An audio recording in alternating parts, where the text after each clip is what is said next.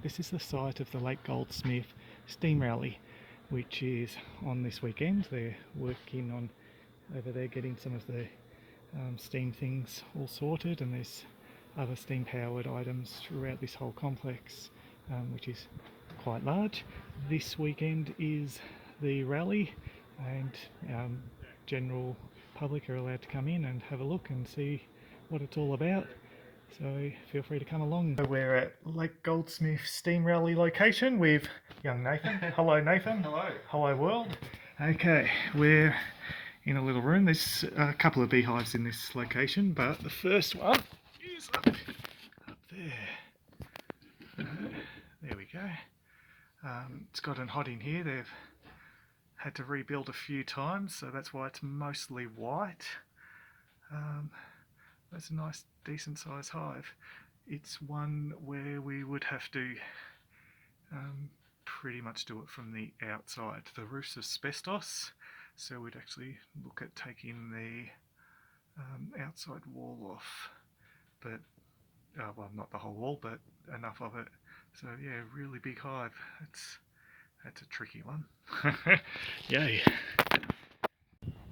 Okay, we are now outside. The other hives are in the room there to the left, and then this hive's here between these two windows, but only about 75 centimetres wide. So we'll take this trim off around the windows so that we can then pull the sheet off. Okay, let's get started. Okay, I've pulled the first sheet off. Got these flying around everywhere now, and it's quite windy, so I better speak up. You can see there, there. I'll clean up this sheet before I pull off the next sheet, and then the top sheet's going to be the hard one to get off. But we'll see how we go. Let's clean this up first. Okay, we've got two sheets off now. It's a lovely big hive. Let's see.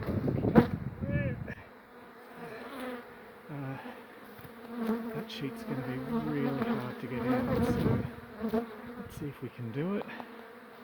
Time will tell.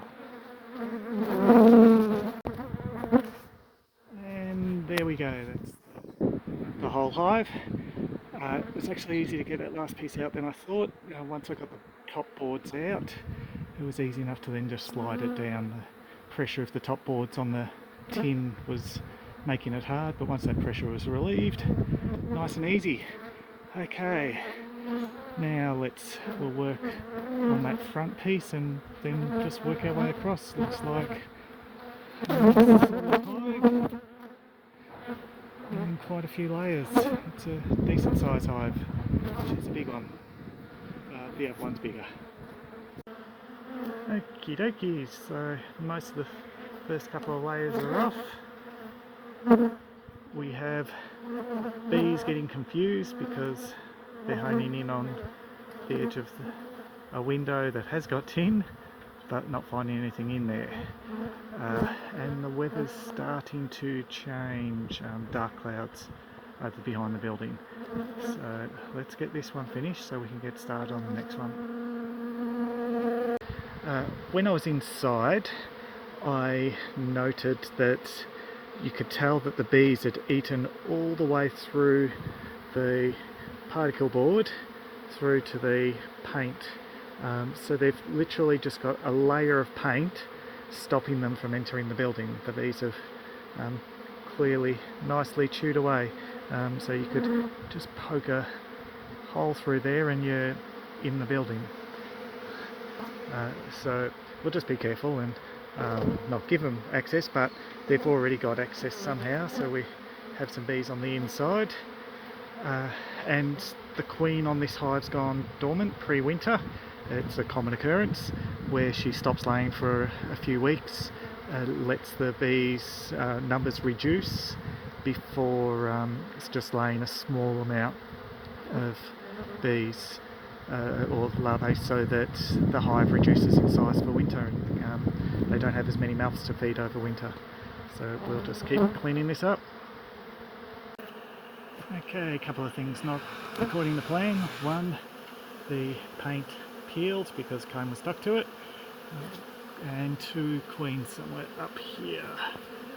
So I've just got to scoop her, cage her, and then we're pretty much done. We'll just set up the hive. Some more bees have come to here. I'm just going to check that the queen couldn't fly and she was actually in, and make sure she's not there. I've set up the hive there on a very rough pedestal with just the timbers that they were able to give me. I'm going to open that window and let bees inside out. Anyway, let's sort this group out and then move on to the next hive. Okay, so I dropped the queen off the scoop and she's literally just there. So I'll now put her in the clip, put her in the box.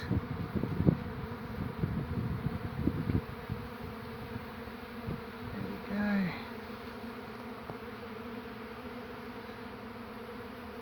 Okay. So there we go. Yeah, it's scooping the bees. Ended up with her on the ground. But anyway, I'll put her in the box and the bees are more likely to go in now. That's the hard part done. Now up here, and get a closer look at the hive. I'm going to do this one a little different. I'm going to use the bee vac just because it's getting late and whatnot. But yeah, so we'll frame it up and then use the bee vac to clean up the rest of it. But there we go. So there's the board, the tin off. I will have to go through the timber that's up there. The bees are on the left hand side there.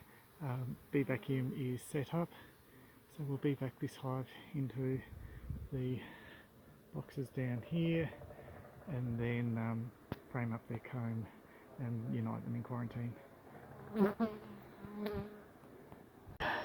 We are back up here and you can see the hive from out here.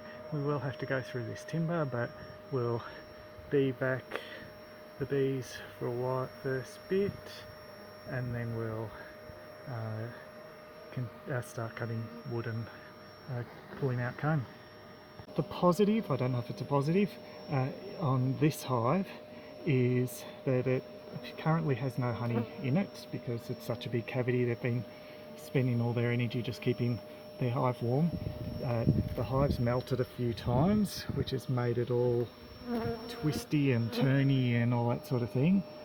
So yeah, no honey, a dry hive. It looks like the queen's already also gone dormant for a little bit. I haven't seen brood as yet.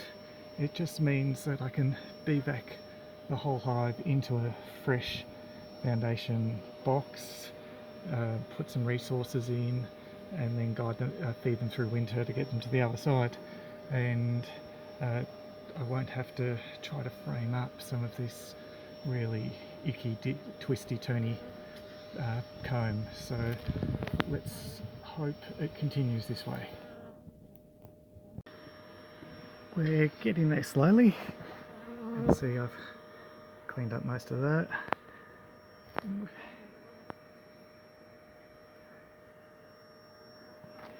So we'll keep pulling out the twisty turny stuff, and just in case there's nice sheets of brood or something deeper in, I'm saving those bits till last. There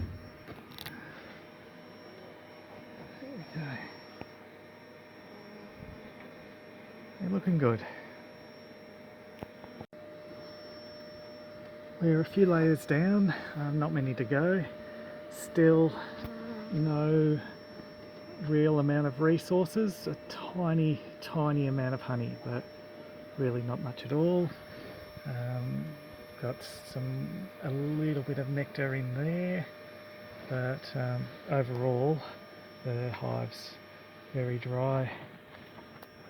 So there we go. Goes a little bit down the wall, but we'll get to that as well.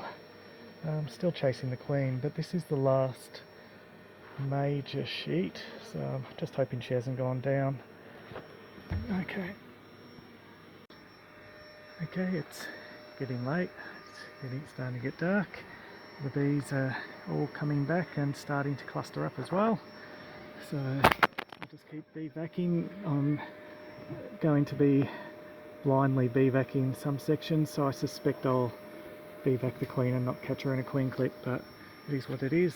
It's just at this time of the year it gets dark pretty early.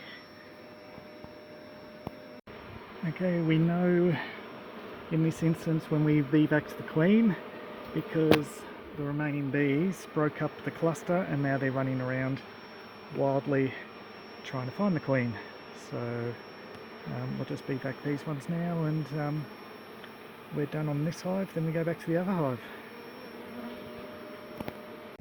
On the whole, bees are out, the queen's definitely in the box, and all the bees that were running around looking for her are now in the box. The dead bees down there are just bees that have died of old age in the hive, and it's about, at this time of the year, you're looking at about 600 bees, or well, 400 to 600 bees a day dying, so as they shrink down for winter.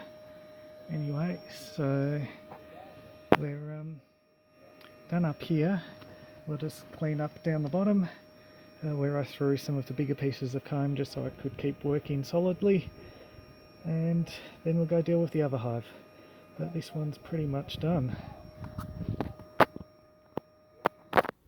Cavity's now empty. I've just got to still pack up my ladder, but the bees are running around in the box and down between the frames, but hard to see them from here. But anyway, so now we'll just load this one up and then go grab the other one. Yep, that's the other hive all loaded up. Almost all the bees had gone back into the hive, even the ones that were clustered up. I've picked up a few clusters from elsewhere, but on the whole we're all done, and I think Nathan's relieved. Yeah. You can just see him in the shadows hiding away there, but all done.